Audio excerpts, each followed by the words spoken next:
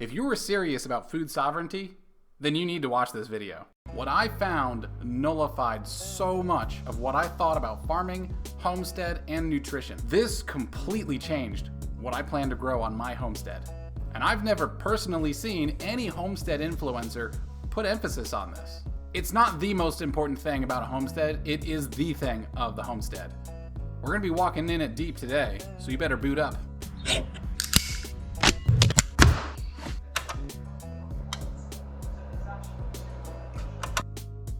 The majority of success comes from planning. The rest is from adaptability. Life is a series of disturbances. So you must act like a wave, oscillate between planning and adapting. Fill the vessel that you find yourself in. Be like water, my friend. In this video, we are going to plan like crazy. Before we plan anything, we need to quantify what we want to achieve. Food self-sufficiency, right? I went through dozens of food items, hand-tabulated their nutritional information, cross-referenced their ease of production, and found some shocking results. Sorry guys, I'm gonna make a lot of people upset with this video, but you have to contend with yourself. Were you building your garden for pleasure or for purpose?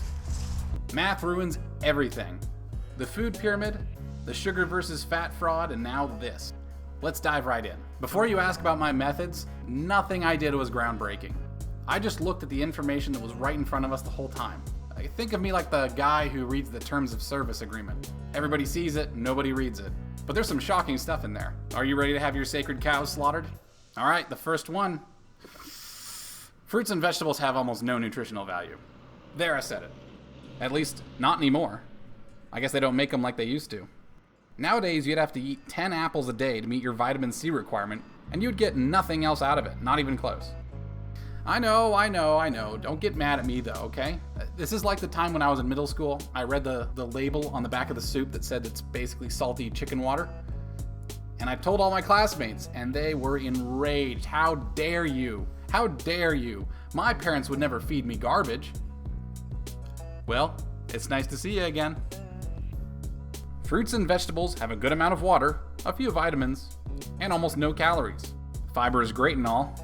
So if you focus on fruits and vegetables, you'll be very regular, but you'll also starve to death. You have died. You want an orchard? I hope you're ready to wait a few years, or decades, so you can get natural, sweet, wet, dietary fiber candy. Until of course it's wiped out by a blight in a single year. Even so-called superfoods are found lacking, with the exception of kale. Humanity has left the hunter-gatherer lifestyle behind, so there is a way. There are such things as superfoods, if you define them as foods with incredible nutrition. But before we get bogged down with marketing terms, let's start from the top. Let's talk grains first. They're easy to grow, excellent for calories and some nutrients. They also make some delicious food. And beer. And liquor. But grains have a secret superpower. It feeds your actual food. Protein. Hallelujah. Here comes the meat. All types of meat, actually. Goat is a standout hit, which is good because those are fairly easy to raise on an acre or two. Eggs, too, are especially good for iodine. And milk. This is divine.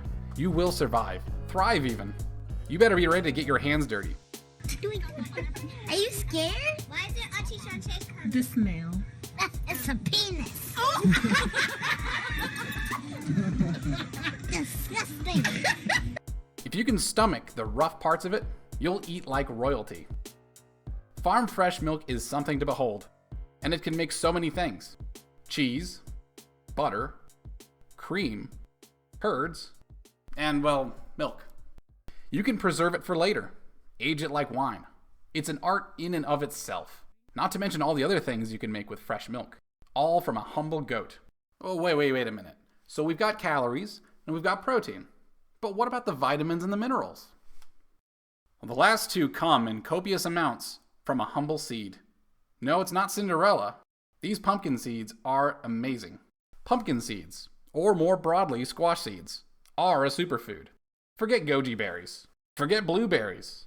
Mother f***ing pumpkin seeds. This stuff is loaded. 1 cup a day gets you 100% or more of all this. Just 1/3 of a cup a day gets you 100% or more of all of these. 7 gallons of pumpkin seeds can get you through an entire year. Pumpkin seeds, when stored properly, can easily last years. Anyone who knows pumpkins know they grow like a weed. Kill them on purpose, they grow so much.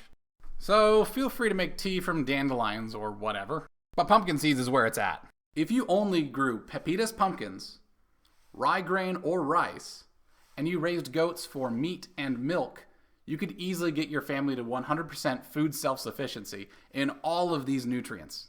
Now feel free to throw some corn in there instead of rice or rye, especially if you like whiskey. This is not a tall order. You can get to 100% food self-sufficiency if you just have enough land. In this next video, I'm going to take you through my process of how I plotted out my land so I could become food self-sufficient. Stay tuned and keep growing. Just jam it in there.